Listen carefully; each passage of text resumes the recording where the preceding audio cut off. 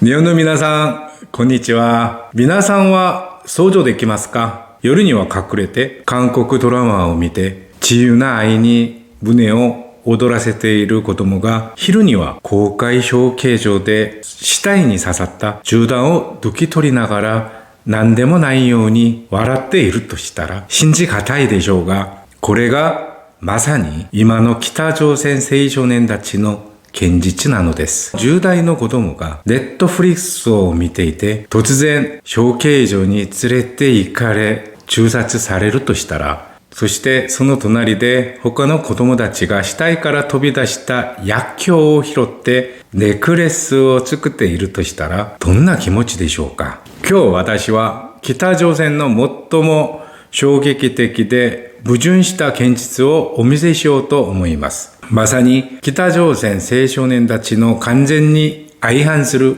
二つの顔です。一方では命をかけて韓国ドラマを見て自由を夢見る子供たちがいて、もう一方では公開小形状で暴力に舞した子供たちがいます。これがまさに金正恩体制が作り出した最も悲劇的で矛盾した現実なのです。このように北朝鮮青少年の第一の顔はまさに感類に命をかける子供たちです。最近衝撃的な事件が北朝鮮で起こりました。USB 一つのために14歳から16歳の青少年30人が集団的に銃殺されました。彼らの罪は何だったでしょうか？ただ、韓国ドラマを見たということだけでした。ソウルで開かれた記者会見での20代脱北女性の証言を聞いてみましょう。北朝鮮の若者たちは韓国文化を本当に好きなんです。韓国ドラマを見ると、なぜ私たちはこんな風に生きなければならないのかという反感が生まれるんです。この女性は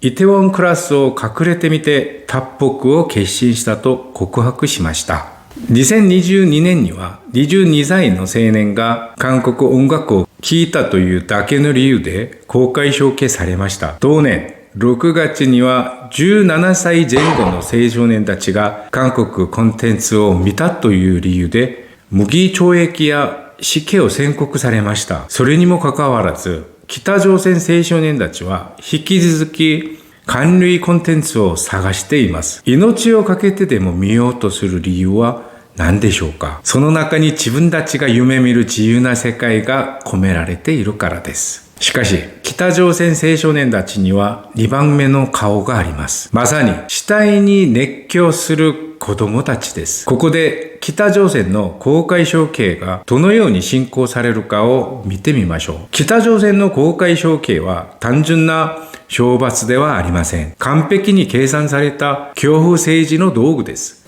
処刑場所は市場や飛行場のような広い空間が選ばれます。2023年8月には中国国境近くのヘサン飛行場で9人が公開銃殺されましたが、なんと2万人の住民が強制的に動員されてこれを見守らなければなりませんでした。方法も極度に残酷です。囚人は柱に縛られたまま頭と胸に向かって通常10発程度の銃撃を受けます。さらに恐ろしいことは、子供たちまでこのような処刑を目撃するよう強要されるということです。そして驚くべきことは、公開処刑を見る子供たちの反応でした。子供たちは飛び出した薬莢を記念として拾ってネックレスを作ったり、銃弾によって引き裂かれた死体から銃弾を抜き取って記念として持って行ったりもしました。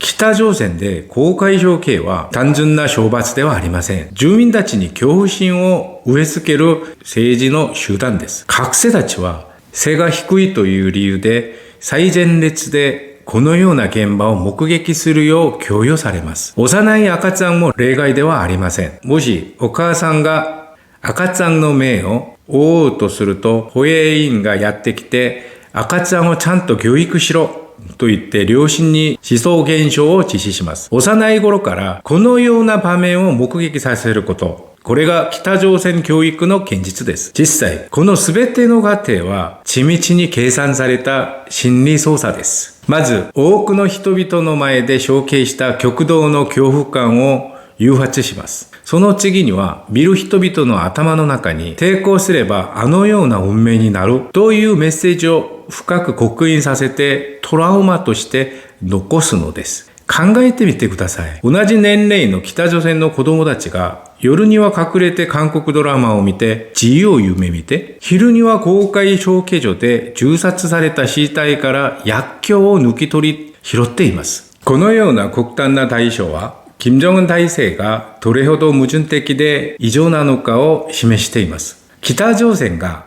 2020年制定した反動思想文化排撃法は韓国コンテンツ視聴を最高死刑で処罰すると明示しました。2024年1年間だけで100件を超える公開処刑があったという証言が出てきています。しかし、このような極端な統制はむしろ逆効果を生んでいます。第一に、韓国ドラマに対する好奇心がさらに増加しています。禁止すればするほどもっと見たくなるのが人間心理ですから。第二に、脱北者ネットワークを通じて情報流入が続いています。現在、韓国に居住する34,004名の脱北者たちが秘密裏に北朝鮮の家族たちと連絡を取っています。第3に、中国国境23キロ以内では中国携帯電話信号が届いて、北朝鮮住民たちが自らに外部世界と相通しています。もっとも、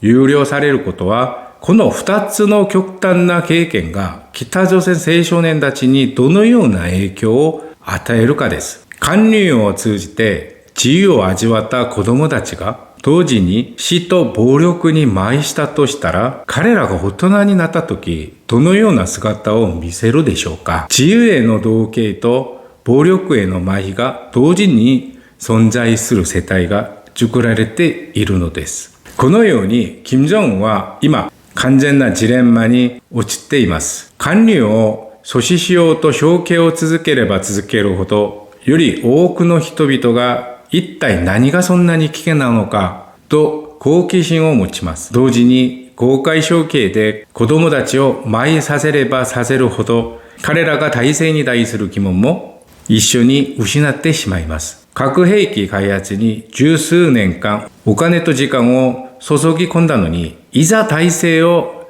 脅かすのはネットフリックスドラマです。これ以上にアイロニーな状況があるんでしょうか。北朝鮮青少年たちの2つの顔は、金正恩体制がどれほど絶望的な状況にあるかを示しています。一度味わった自由の味を忘れることはできません。いくら承継して創始しても、情報は引き続き入ってきています。人類史上文化の力を創始した独裁者はいませんでした。金正恩もその崩れゆく独裁者たちの中の一人に過ぎません。しかし私たちが忘れてはならないことは、この過程で北朝鮮の無実な青少年たちが経験している極度の混乱と苦痛です。果たしてこの子供たちがこのまんま育ったらどうなるんでしょうか。映像をご視聴いただきありがとうございます。チャンネル登録といいねは映像制作に大きな力になります。ありがとうございました。